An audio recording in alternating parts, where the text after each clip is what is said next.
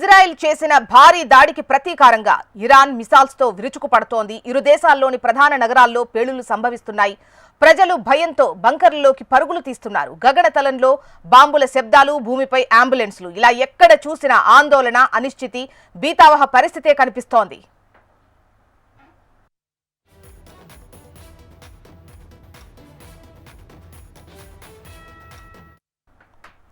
Iran Israel యుద్ధంలో America entry అయింది. ఇరాన్పై దాడి చేసి ట్రంప్ ఆ దేశానికి స్ట్రాంగ్ వార్నింగ్ ఇచ్చారు. రష్యా అధ్యక్షుడు పుతిన్, యెమెన్ హౌతీలు ఇచ్చిన వార్నింగ్ ను అమెరికా లెక్క చేయలేదు.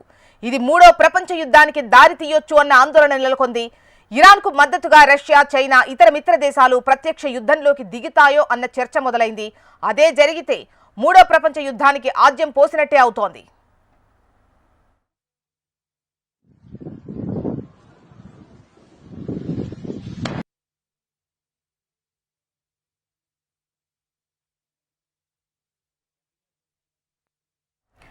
ఇజ్రాయెల్కు మద్దతుగా ట్రంప్ యుద్ధంలోకి ఎంట్రీ ఇవ్వడంతో ఇరాన్కు మద్దతుగా 21 ముస్లిం దేశాలు యుద్ధానికి రెడీ అవుతున్నట్టు తెలుస్తోంది.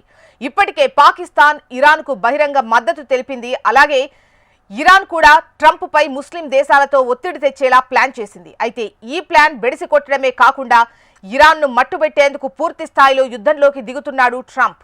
దీంతో అటు ఇరాన్కు మద్దతు ఇస్తున్న రష్యా తమ మిలిటరీని రంగంలోకి దింపే అవకాశం ఉంది. ఇక పాకిస్తాన్కు మద్దతుగా ఉన్న చైనా కూడా అమెరికాకు వ్యతిరేకంగా యుద్ధంలో పాల్గొంటుంది. ఈ పరిణామాలన్నీ మూడో ప్రపంచ యుద్ధం ప్రారంభమైనట్టు సంకేతాలిస్తున్నాయి.